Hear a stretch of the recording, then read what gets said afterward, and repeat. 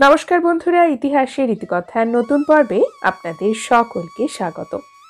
স্বাস্থ্যই আমাদের জীবনকে সুখী করে। সুস্বাস্থ্য আমাদের সকলেরই কাম্য। আমাদের সনাতন হিন্দু ধর্মে মাঘ মাস অত্যন্ত পুণ্যতরা মাস। এই মাসকে কার্তিক মাস এবং বৈশাখ মাসের মতোই পবিত্র মাস বলা হয়েছে।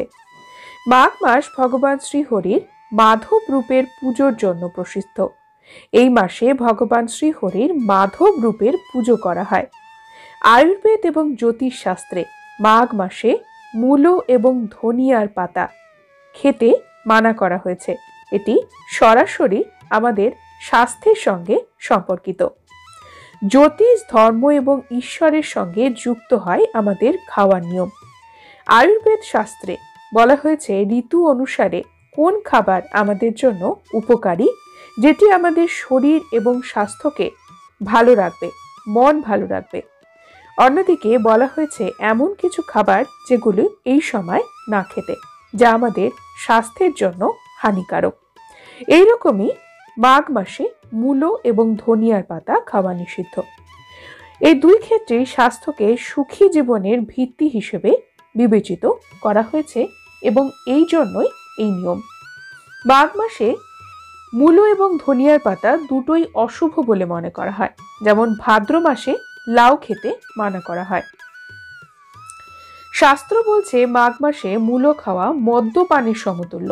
অন্যদিকে মাঘ মাসে মূলো পুজোর কাজে বা দানের জন্য ব্যবহার করলে ঈশ্বর অসন্তুষ্ট হন। মাঘ মাসে পিতৃকর্মেও মূলোর ব্যবহার করতে মানা করা হয়। মাঘ মাসে মূলো কেন খেতে মানা করা হয়? এর সাথে আয়ুর্বেদ শাস্ত্রের খাদ্যের প্রকৃতি জড়িয়ে রয়েছে। মূলো সাধারণত শীতল প্রকৃতির এবং এতে প্রচুর পরিমাণে জল থাকে। মাঘ মাসে প্রচুর ঠান্ডা থাকে। এই কারণে মূলো এবং ধনিয়ার পাতা এই দুটো শীতল প্রকৃতির খাবার হওয়ার জন্য এগুলো খেতে মানা করা হয়।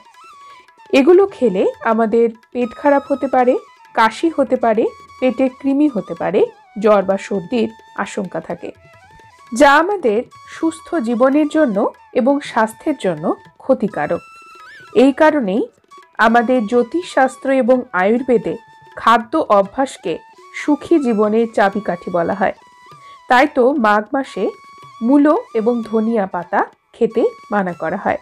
বন্ধুরা, আজকের পর্ব এই পর্যন্তই।